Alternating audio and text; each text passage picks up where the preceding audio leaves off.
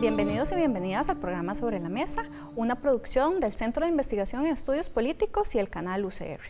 Hoy vamos a analizar el estado de la justicia del país y para eso vamos a contar con excelentes invitados. Hola, Daniel. Hola, Marcela. Buenas noches y buenas noches a ustedes allá en casa. Una vez más dándoles la cordial bienvenida y siempre agradeciendo la compañía que cada jueves ustedes nos hacen el honor de acompañarnos.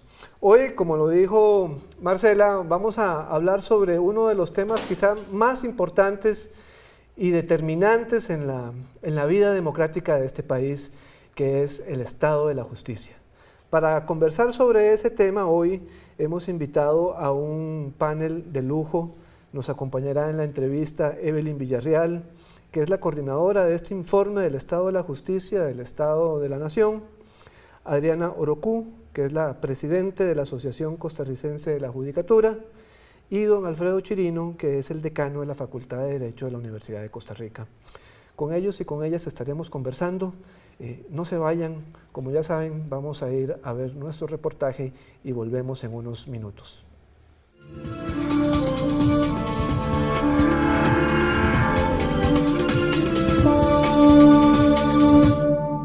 El Poder Judicial es uno de los pilares fundamentales de cualquier régimen democrático republicano como el nuestro, ya que limita a la administración a permanecer fuera del Poder Ejecutivo, como reside en los regímenes autoritarios, convirtiendo los criterios de justicia en conveniencia para el gobernante. El Poder Judicial es un factor fundamental para asegurar la estabilidad política y el desarrollo democrático en una sociedad, ya que es el defensor de los derechos ciudadanos que históricamente han sido violentados, en particular en muchos de los regímenes implantados en nuestra región. El Poder Judicial es, además, el que menos se analiza desde un análisis político, ya que posee un carácter apolítico. Sin embargo, muchas decisiones del Poder Judicial tienen consecuencias políticas, algunas de gran envergadura y gravedad.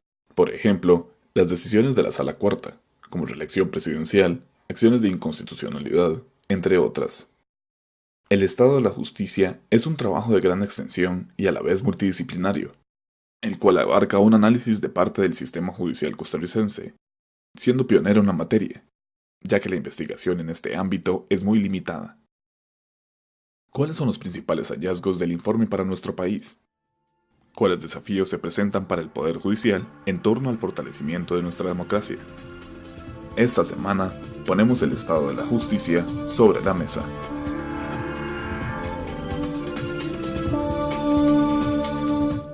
Volvemos al programa Sobre la Mesa y el tema que colocaremos hoy sobre esta mesa de conversación es el estado de la justicia. Hoy nos acompaña, como ya ustedes saben, Evelyn Villarreal, que es la coordinadora de este informe del estado de la justicia. Evelyn, muchísimas gracias por acompañarnos hoy. Buenas noches, Daniel. Buenas noches a la teleaudiencia y muchas gracias por la invitación. Bien, Evelyn, decía el poeta mexicano Carlos Fuentes que vivimos en una sociedad totalmente desmoralizada por la constante burla que se hace de la ley. Y además decía Carlos Fuentes que vivimos también en una sociedad donde el Estado le resulta difícil recuperar ciertas áreas vitales que la gente siente que le han sido arrebatadas. La pregunta es, si vivimos en una sociedad donde nos burlamos permanentemente de la ley o queremos burlarnos de la ley, y que esa burla que le hacemos a la ley es un arrebato que se le hace a la democracia, la pregunta es, ¿qué se recupera de este informe que ustedes nos han preparado y que hoy conversaremos sobre el tema? Sí, es muy interesante la introducción que hace porque creo que la sociedad costarricense hay una paradoja. Por un lado, tenemos una cultura débil de legalidad. Siempre andamos tratando de buscar cómo acortar el camino correcto, toda la cultura del vivillo, ¿verdad? Que creo que la conocemos todos en carne propia, pero por otra parte es uno de los países más judicializados en términos de la cantidad de casos que llegan a la justicia por año. Son más de 600,000 al año nuevos casos. para una población de 4 millones de habitantes es muy alto. Es un índice que llaman a nivel internacional el índice de litigiosidad, y Costa Rica está entre los más altos de América Latina, en un segundo lugar, solo sobrepasado por Chile. Entonces, hacemos un uso muy, muy extensivo del aparato judicial. Si uno se pone a pensar, la gente incluso tiene un problema con el vecino y lo primero que se le ocurre es ir a denunciarlo a un juzgado, ¿verdad? O sea, es igual que un problema con el patrón, en la empresa, tiene ya incorporado dentro de su forma de resolución de conflictos al Poder Judicial. Y esos espacios, digamos, yo diría que hay como dos grandes temas que entrarle, esos espacios, como sin legalidad, en Costa Rica han sido bastante limitados por un lado, territorialmente hablando, el Poder Judicial ha sido desde hace un siglo un Poder Judicial que se ha expandido alrededor de todo el territorio, al mismo tiempo que va creciendo la población y que se va asentando en distintos lugares. Ahí se va poniendo una oficina judicial. Esto no ha pasado así en muchos países de América Latina, en donde han quedado vastas zonas sin ninguna institucionalidad judicial cerca, ¿verdad? Y por otro lado, en el ámbito de temas, ahora ya territorialmente está bastante cubierto, y temáticamente también es un Poder Judicial que incluso en los últimos 20 años ha adquirido una gran cantidad de funciones adicionales. Cada vez se está penalizando o judicializando más temas, no sé, piensen en más delitos, toda una ola de nuevas leyes de seguridad, maltrato animal ahora es un delito, cosas así como que le han ido agregando más funciones para que pueda haber más temas, violencia doméstica, por ejemplo, claro. Penal juvenil, son áreas en donde va extendiendo muchísimo más su capacidad de influir. Lo que advierto de lo primero que nos ha estado comentando usted es que hay una enorme demanda a una institución que pareciera que es homogénea, pero el informe nos dice que esa entidad, ¿verdad?, representada en la Corte Suprema, no es una entidad, digamos, homogénea. Ustedes hablan de un conglomerado institucional que intenta responder a la serie de demandas que la ciudadanía hace del aparato de administración de justicia. Entonces, ¿cómo evalúa el informe esa institucionalidad que no es homogénea, sino que es como un conglomerado, varias instituciones que trabajan para resolver este montón de casos que llegan al... Sí, la única forma de evaluarla con cierta rigurosidad es hacerlo por partes.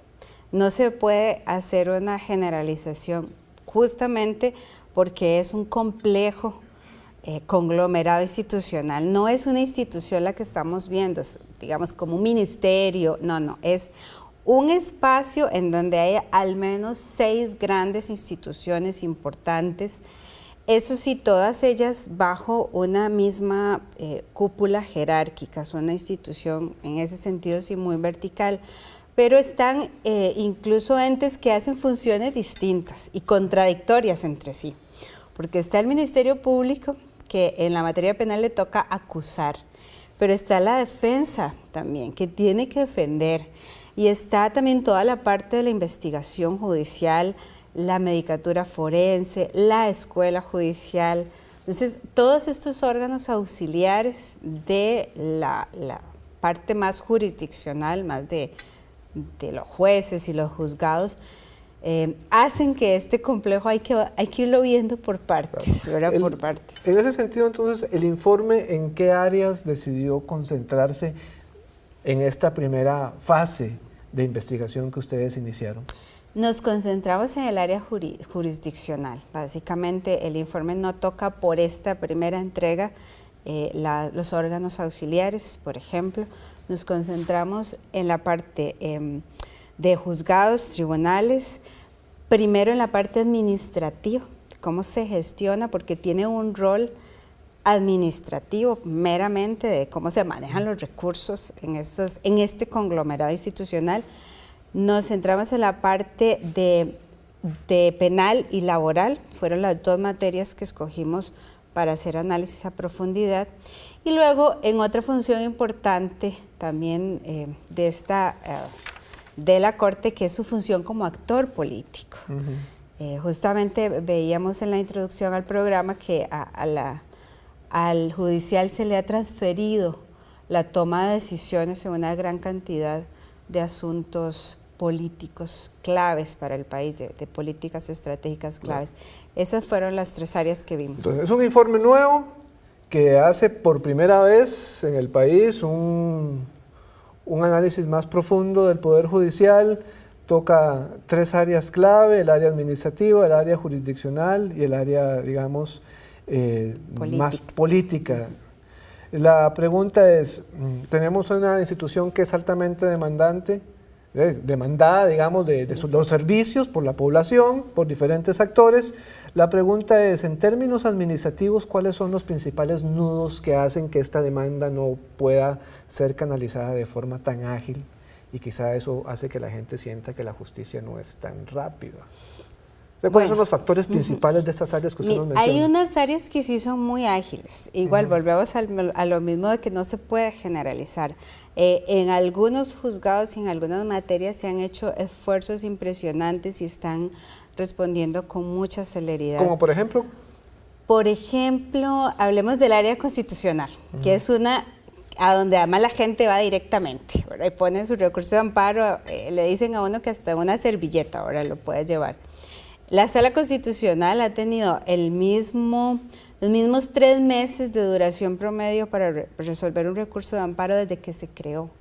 La diferencia es que cuando se creó hace 25 años recibía 300 recursos de amparo, ahora recibe 15,000, 17,000 y ha mantenido su duración. O sea, ha tenido una gran efectividad y eficiencia para ver la cantidad impresionante de recursos que le entran mensualmente o semanalmente. En otras áreas no tanto. Ahí donde tenemos deuda, digamos, donde el Poder Judicial está teniendo ciertas deudas, que no es tan ágil, que no responde tan efectivamente como en otras áreas. Bueno, la principal limitación que nosotros vemos en esta materia administrativa es la falta de instrumentos de navegación, o sea, que le digan a usted justamente a dónde es que me está molestando más el zapato. El Poder Judicial no cuenta con indicadores de gestión, no sabe si sus servicios están llegando mejor y más rápido.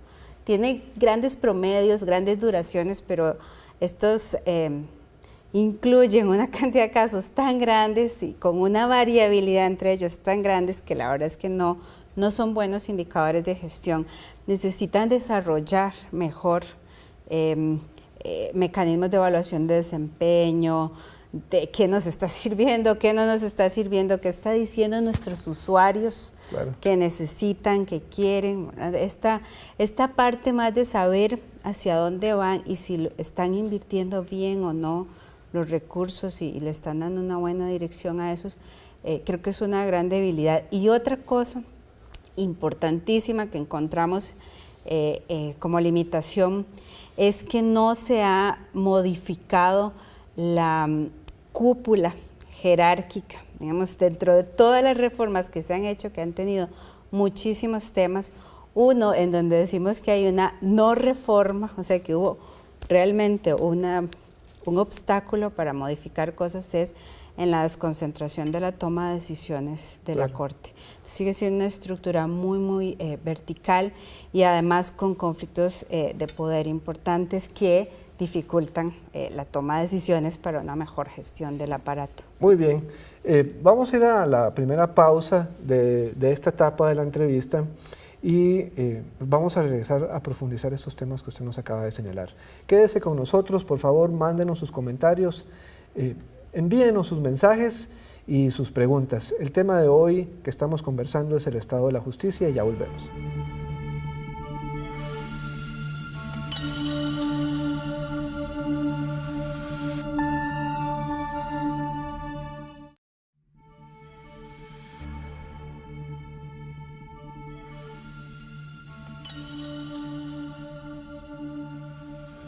Volvemos al programa Sobre la Mesa, esta noche haciendo un recuento del estado de la justicia en Costa Rica. Evelyn, en el anterior segmento quedamos claros de que el Poder Judicial se trata de una institución con 20 años en los cuales ha sufrido 3 procesos de reforma, al menos. Es una institución muy robusta, altamente demandada por la ciudadanía de sus servicios, en algunas áreas muy efectiva y en otras áreas con algunas deudas de efectividad, y además un baluarte de la justicia en América Latina. La pregunta es, ¿cómo hace una institución como esta para navegar sin instrumentos? Bueno, creo que ha sido una institución que se ha caracterizado por una gran capacidad de autocrítica y de autorreforma. Casi todas las 3 olas reformistas que estamos viendo han sido propuestas en el seno del Poder Judicial, así que digamos, sí ha tenido muchísimo dinamismo. Creo que del sector público es tal vez el conglomerado que más se ha tomado en serio la reforma del Estado, ¿verdad? O sea, y ha hecho más cambios estructurales grandes, significativos en esta institución. Pero sí, efectivamente, no tiene forma de saber de todos esos programas que ha hecho durante estas 3 olas reformistas, que son desde programas muy, muy grandes como la reorganización judicial, que incluyó la construcción de los megadespachos, ¿verdad?, hasta otros programas más chiquititos, más acotados, planes piloto, que por ejemplo transparencia, gobierno abierto judicial en algunas oficinas, cosas más acotadas, pero ninguno de los dos, ni los grandes ni los pequeñitos, tienen indicadores de resultado. O sea, cuando usted, por ejemplo, inicia un programa de dieta para perder un poco de peso, necesita tener algunos controles para saber si esa dieta le está funcionando. Uno de esos es pesarse de vez en cuando, ¿verdad?, para ver si estoy reduciendo el número de kilos, pero hay otros indicadores, no solamente cuantitativos, pueden ser cualitativos también. Puede ser que yo me sienta más feliz con esa dieta, tenga más energías, o sea, hay que construirse, usted tiene que tener una batería, saber si lo que estoy haciendo me está dando resultados o no, y si no, poder replantearse cosas y redirigir esfuerzos. Esa batería de indicadores de gestión y de resultados son las que han estado ausentes en estos años de reformas. Yo, la verdad es que cuando estuve leyendo el informe, no sé si me queda la sensación de que tal vez uno es un poquito ingenuo. Uno ingenuamente cree que, digamos que, donde la gente puede recuperar la esperanza en la administración pública, en el Estado, en la democracia, es justamente en la administración de justicia, ¿verdad? Porque nos devuelve, de alguna manera, si se hace bien, la esperanza de que el acceso a la justicia es igual para todos y para todas, que no hay privilegios, que no hay componendas, pero la pregunta es, ¿el informe nos arroja algo sobre eso? No está tan equivocado. En realidad, mire, el solo hecho de que se haya elaborado este informe, además a solicitud de la Corte, que la Corte fue la que le dijo al Estado de la Nación, queremos un árbitro independiente que nos haga una evaluación de por dónde vamos, qué estamos haciendo bien y qué no. Eso ya es un indicador de un poder judicial distinto, digamos, a lo que usted tiene en el panorama regional latinoamericano. Cualquier indicador especializado que usted tome de libros e informes internacionales sobre el Estado de Derecho, la independencia judicial, el acceso a la información judicial, la corrupción en el Poder Judicial, cualquier indicador va a situar a Costa Rica como una buena práctica a nivel internacional. Incluso en algunos indicadores estamos parecidos que países europeos de la OECD, ¿verdad? Así que no está tan equivocado en esa percepción de que realmente es un Poder Judicial robusto e independiente. El hecho de que se le señalen en este informe áreas en donde tiene que mejorar y revisar sus procesos no desmerita la robustez y la independencia de la institución. Más bien creo que este es un ejercicio que representa la avanzada hacia adelante que siempre ha tenido el Poder Judicial desde que lanzó su programa de modernización hace 20 años, es tratar de avanzar hacia adelante, a veces un poco sin instrumentos, o sea, pero siempre han tratado de autorreformarse. Creo que desde el sector público, las instituciones que más ha tomado en serio lo de la reforma y que ha hecho más cambios estructurales en los últimos 20 años. Si tuviera que hacer una recomendación o 2 recomendaciones o 3 recomendaciones de que los instrumentos que deberían priorizarse en el corto plazo, ¿cuáles serían para dar luces de cuáles son los, digamos, los pasos que hay que seguir para mejorar?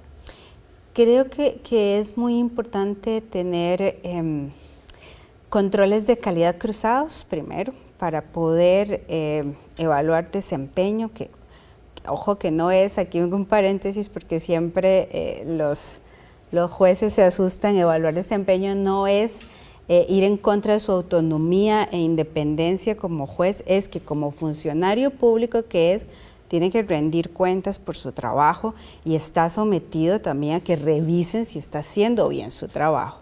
Entonces creo que le hacen falta en algunos niveles controles cruzados para mejorar la calidad de los procesos, todo el proceso y de las sentencias también. Y también indicadores de gestión de duración de procesos y de formas de terminación que además, digamos, si un proceso terminó en un archivo fiscal o en una desestimación o en una conciliación, si es en laboral, revisar, digamos, quién está ahí, qué perfiles tiene la persona.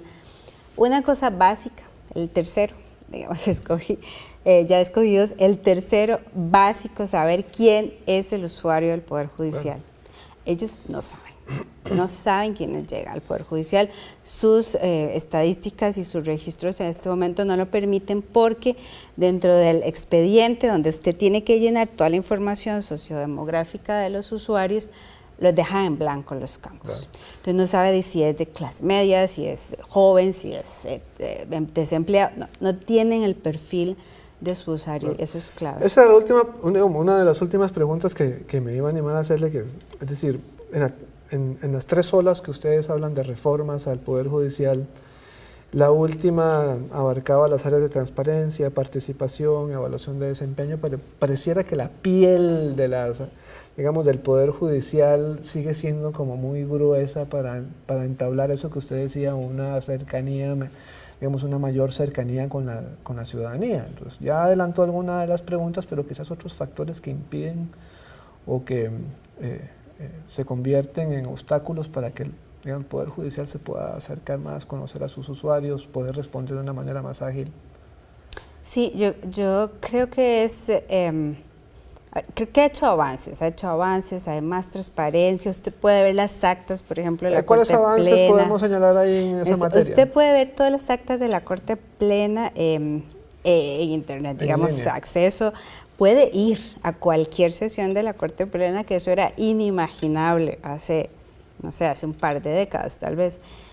Puede irse y sentarse y oírlos, que cualquier momento, cualquier sesión.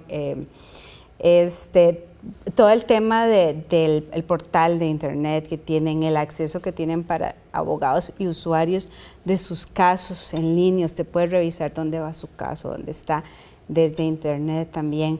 Los anuarios estadísticos mismos y las memorias de labores han cambiado muchísimo en los últimos años. Antes eran una colección de fotos, ¿verdad? Ahora ya hay un trabajo más de realmente rendir cuentas sobre lo que se está haciendo.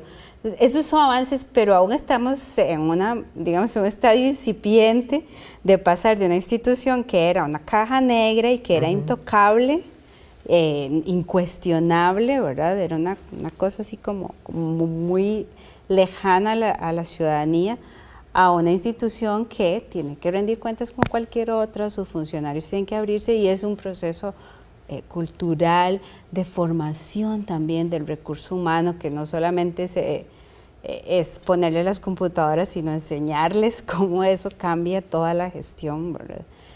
Así que creo que es un proceso lento y todavía más para temas de participación ciudadana directa en la toma de decisiones de la Corte. Sí, no quiero finalizar esta entrevista sin hacer la siguiente pregunta. Es decir, cuando iniciamos mencionamos a Carlos Fuentes y la posibilidad, digamos, esta desmoralización que nos causa que hayan algunos vivillos y algunas vivillas que se quieran aprovechar para saltarse la ley. La pregunta es, ¿qué tan blindado encontraron ustedes en las áreas que estudiaron al Poder Judicial para evitar que la gente pues no se aproveche de eso y estemos encontrando vías más rápidas y legítimas para acceder a la justicia o para evadirla? Sí, bueno, yo creo que nos encontramos varias cosas muy interesantes y una es que hay una parte ya de la población, sobre todo cuando estamos hablando de grandes negocios o de gente con mucho dinero que ya no acude al Poder Judicial. Esto es una insignia muy preocupante, que privatizan sus conflictos, van a un centro de arbitraje privado o van afuera, o tienen sus contratos con sede en Miami, en Nueva York. Este es un signo que nos encontramos muy delicado, digamos, que habría que profundizar más porque no sabemos muy bien las causas, ¿verdad? Claro. Pero cuando la justicia se empieza a segregar así, es como un signo ahí de una lucecita por lo menos anaranjada. Otra cosa interesante es, por lo menos en la materia penal, que fue donde hicimos más a profundidad, y en laboral, son algunas áreas y algunos temas muy sensibles en donde hay un alto riesgo de desestimación y de fallas, digamos, en el sistema. Aquí hay todo un trabajo metodológico muy grande y unos conceptos que no vale la pena aquí meterse, pero sí, por ejemplo, para decirle algo, en delitos sexuales, las desestimaciones con riesgos de tutela de derechos son muy altas. Entonces hay algunas áreas en donde podríamos estar perdiendo o, digamos, dejando esos portillos muy abiertos, claro, digamos, para que suceda el escenario extremo que habla Carlos Fuentes. Muy bien. Le agradezco muchísimo la entrevista, se nos acabó el tiempo. Quédense con nosotros, por favor. Venimos a la segunda parte del programa con la entrevista. Regresamos en unos minutos.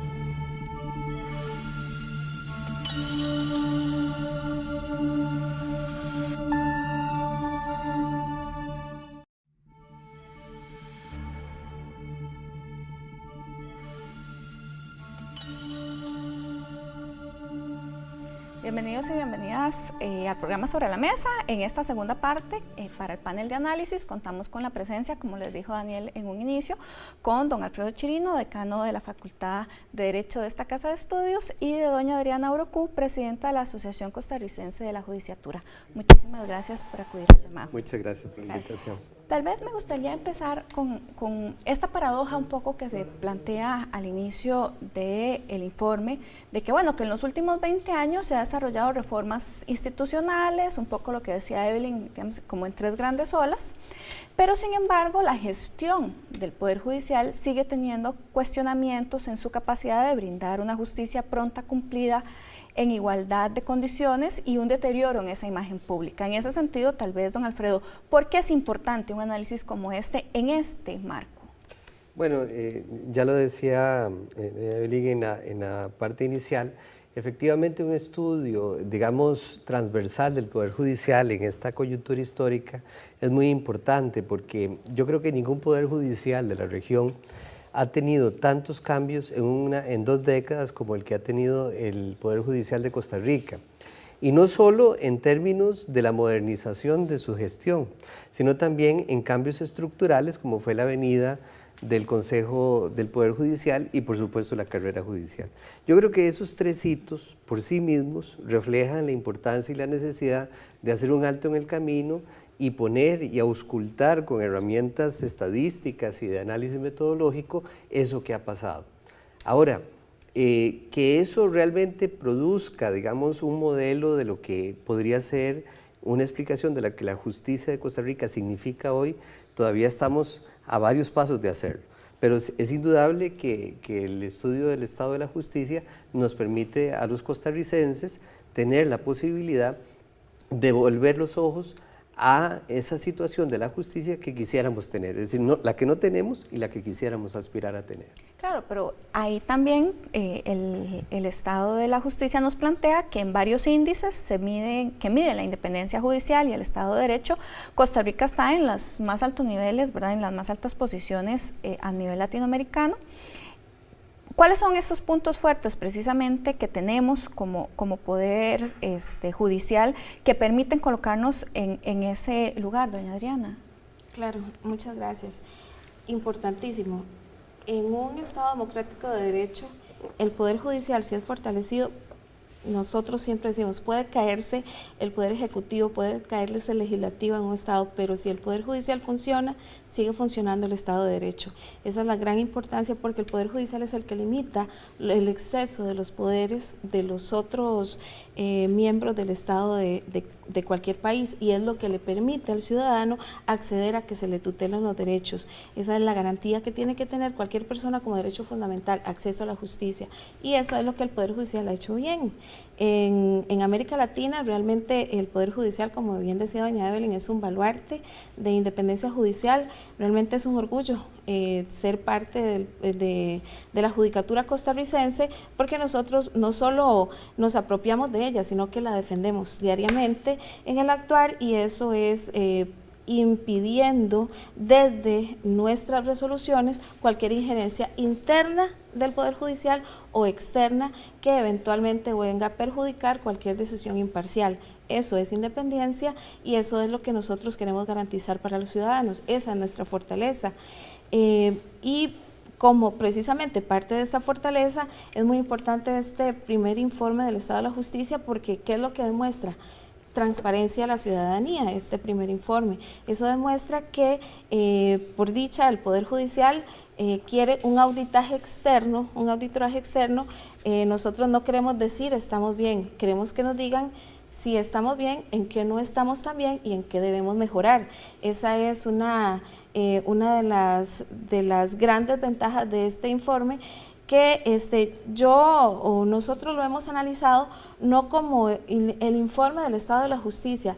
Esto tal vez por la construcción del conocimiento que se hace a través del informe, epistemológicamente tal vez tiene un dato importante que nosotros le decimos es un informe parcial de la justicia porque se toman solo 2 áreas específicas para evaluar y una evaluación más cuantitativa que otra cosa. Nosotros la justicia no podemos evaluarla solo a nivel cuantitativo, entonces sí nos arroja nortes de hacia dónde como indicadores de gestión que necesitamos fortalecer, pero también debemos saber desagregar la información que se da en este informe del Estado de la Nación para saber si efectivamente son los datos que arrojan efectivamente que ese es el estado actual de la justicia. Hay algunos temas que sí, bien dice doña Evelyn, que nos hace falta fortalecer como evaluación de desempeño, pero hay una frase que se dijo aquí que sí quisiera aclarar: los jueces no nos asustamos con la evaluación de desempeño, al contrario, la proponemos. Desde el 2009 más o menos estamos integrados en una comisión de evaluación de desempeño porque queremos que se evalúe, queremos determinar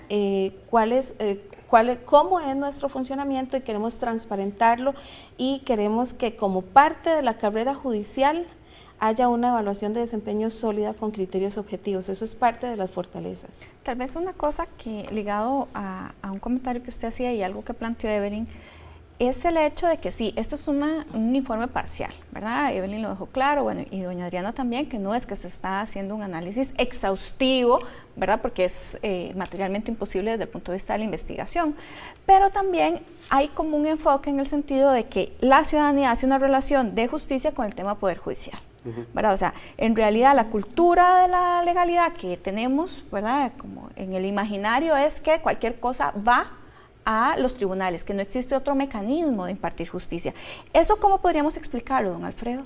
Bueno, es una pregunta muy interesante. Yo tengo 2 hipótesis que no necesariamente coinciden con los basamentos, digamos, teóricos o empíricos del estudio del Estado de la Justicia. Uno de ellos es que Costa Rica ha tenido siempre una gran creencia en su sistema de justicia.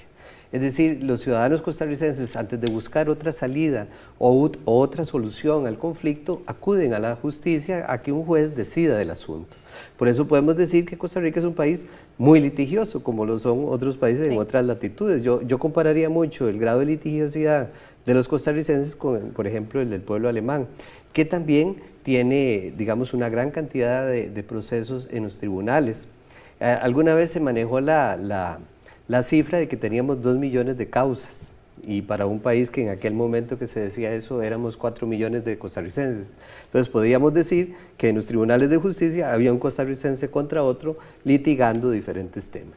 Esa es una parte de la cuestión. La otra que yo creo es que efectivamente nuestro sistema cultural, nuestra forma de socialización de los conflictos nos lleva a que solo la solución judicial es viable para resolver un conflicto que tenemos con alguien más.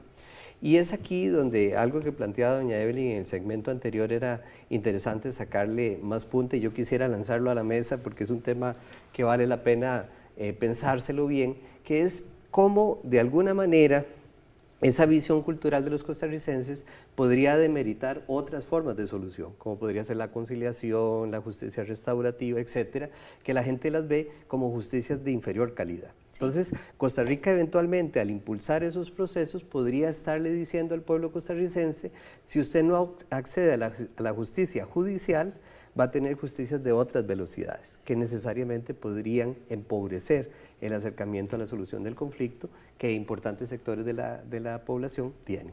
Muchísimas gracias. Bueno, vamos a hacer una pausa en este momento y ya regresamos a Sobre la Mesa analizando el informe sobre el estado de la justicia en Costa Rica.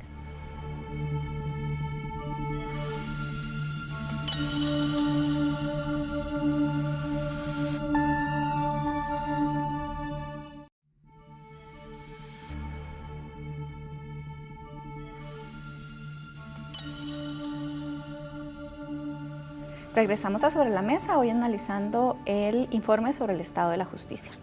Algo que tal vez sería importante retomar de lo que decía Evelyn en el segmento anterior, y que además doña Adriana también lo planteó, es que dentro de los 3 elementos que planteaba Evelyn, importantes, que hay que mejorar, ¿verdad?, estaría el tema de los controles cruzados, los indicadores de gestión y realmente identificar las personas usuarias.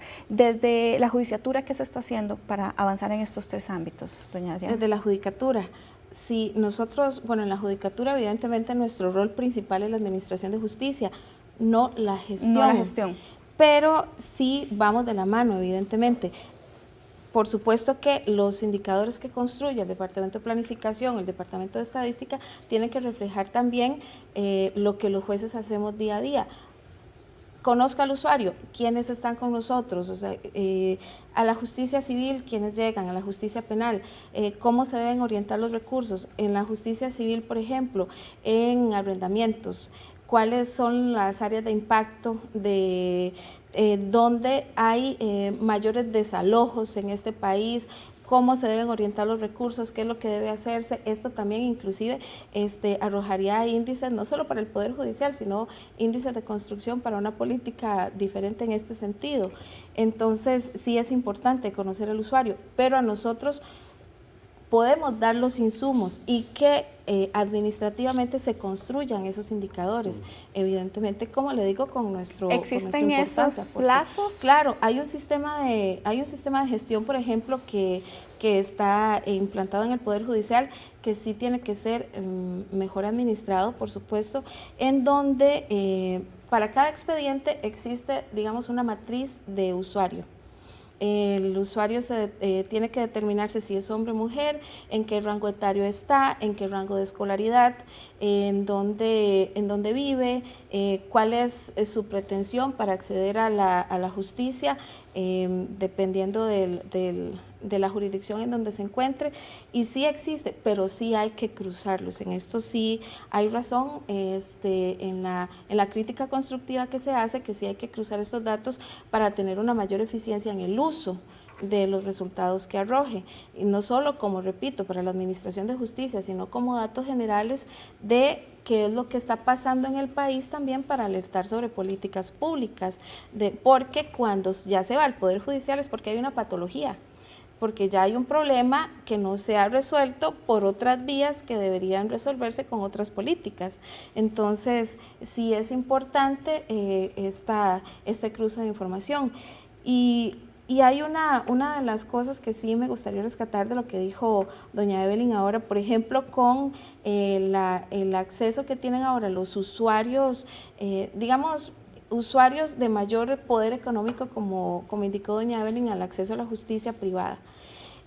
Porque hace falta en Costa Rica modernizar la justicia civil. Han habido procesos de reforma en penal, han habido procesos de reforma en contencioso administrativo, ya se aprobó un proceso de reforma laboral, necesitamos un proceso de reforma civil que ajuste a las necesidades de la Administración de Justicia, a la Administración de Justicia actual, a las necesidades del usuario actual.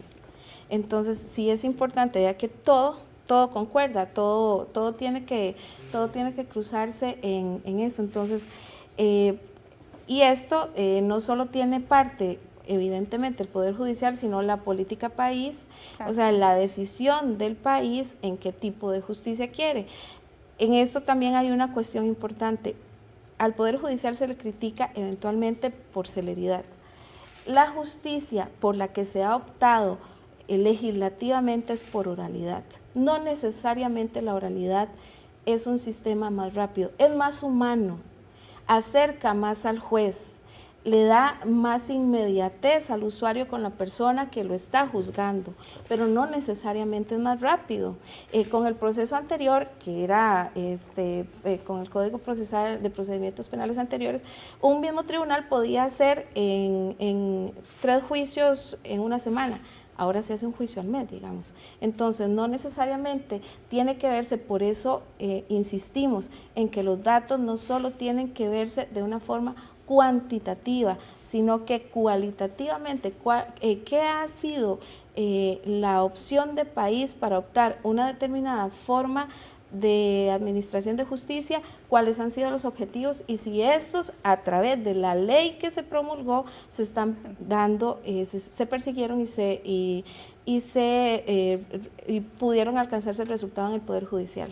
Tal vez, don Alfredo, siguiendo con lo que decía doña Adriana y también lo que planteó Evelyn, en el sentido de que se tienen que modificar varias cosas, ¿verdad? Y que no se están haciendo tal vez con la celeridad con la que queríamos, ¿verdad? De hecho, el informe plantea que efectivamente se ha planteado en algún momento la separación de algunos órganos auxiliares, ¿verdad? Y que esto, ligado precisamente a la verticalidad en la toma de decisiones, puede ser un elemento, digamos, que no permita avanzar mayormente en esas reformas. ¿Cree usted que efectivamente una de estas, digamos, en alguna medida, esta crítica de que es demasiado grande y que todos los órganos están concentrados es lo que no permite, o habrá algún otro nudo crítico ahí que no nos está planteando el Estado de la Justicia? Bueno, indudablemente que se ha dicho y no se puede eludir el hecho de que efectivamente Costa Rica tiene un sistema judicial en concubinato escandaloso, es decir, conviven bajo un mismo techo funciones y acciones y órganos que podrían tener funciones contradictorias, como es tener en el mismo techo a los jueces, a los fiscales, a los defensores, al organismo médico forense y a la escuela judicial, digamos que son evidentemente los órganos que en términos generales estarían cumpliendo, digamos, diversos roles dentro de la justicia. Lo decía un queridísimo procesalista argentino, don Julio Mayer, que esto no se puede repetir en otras partes. Es decir, ha funcionado en Costa Rica y Costa Rica ha tenido un excelente, digamos, impacto, digamos, a pesar de los roles contradictorios que hay, y la gente lo ha asumido con gran independencia y objetividad. Pero es claro que hay otros temas más esenciales que pensar en la separación. Probablemente, quizá de lo que del Estado de la Justicia ha surgido, digamos, como un tema relevante que probablemente habrá que sacarle punta en una segunda parte del estudio, es, digamos, la importancia que podría generar, por ejemplo, separar un órgano como el Ministerio Público del Poder Judicial.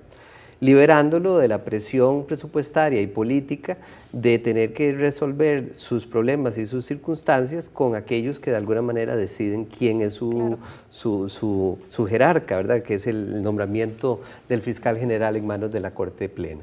Pero me parece que en términos más amplios, digamos más allá del tema de esta coexistencia de roles muy diferentes, el Poder Judicial de Costa Rica debería de apuntar también a un tema de gestión, ¿verdad?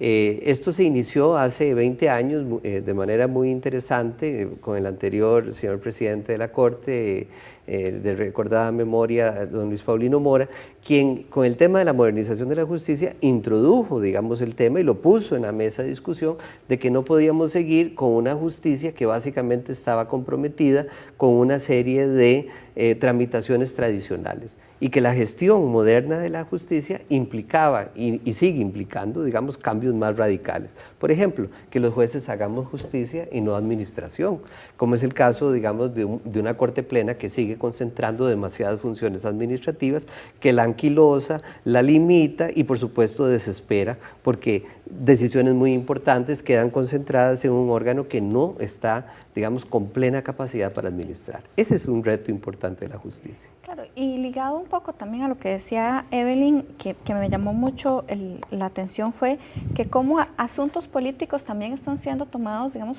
por el Poder Judicial, ¿verdad? ¿Eso cómo afecta? Bueno, afecta terriblemente. De hecho, y eso lo discutimos en las reuniones preparatorias del Estado de la Justicia, que el pueblo costarricense separa a la Sala Constitucional del Poder Judicial. Y a mí me parece que eso es un síntoma de otra cosa, es un síntoma de que la gente primero tiene una alta credibilidad por el trabajo de la Sala Constitucional, bien merecido por el trabajo que efectivamente muy positivo ha hecho durante tantos años, pero también porque no se observa que la justicia constitucional tenga que ver con el resto del quehacer judicial. Entonces, esa separación y la mayor credibilidad de la Sala Constitucional nos lleva a reflexionar entonces que muy probablemente el frío está en otras cobijas. Es decir, efectivamente un análisis del Poder Judicial tendría que llevarnos a pensar que probablemente el futuro del Poder Judicial y el futuro de la justicia del país va a estar en una mayor concentración en el quehacer judicial. Ahora, lo decía doña Adriana y tiene razón, ¿verdad? Yo ahora quisiera que ella aportara un poquito más sobre eso porque es muy importante. El juez es mal administrador, pero es un buen jurista, ¿verdad? Sí. Entonces, efectivamente, ¿qué podemos hacer para que el quehacer y la gestión administrativa, que son tan importantes en la oficina judicial, nos den las herramientas para poder hacer lo que en realidad un juez tiene que hacer, que es resolver los conflictos sociales que están ahí en su oficina? Bueno, muchísimas gracias a don Alfredo Chirino, decano de la Facultad de Derecho de esta Casa de Estudios, a doña Adriana Orocú, presidenta de la Asociación Costarricense de la Judiciatura, y a doña Evelyn Villarreal, que estuvo en la entrevista, que fue la coordinadora del informe del Estado de la Justicia. Muchísimas gracias por estar aquí. Daniel. Buenas noches, gracias Marcela, y los esperamos a todos y a todas ustedes la próxima semana en una edición más de este programa Sobre la Mesa. Nos vemos pronto.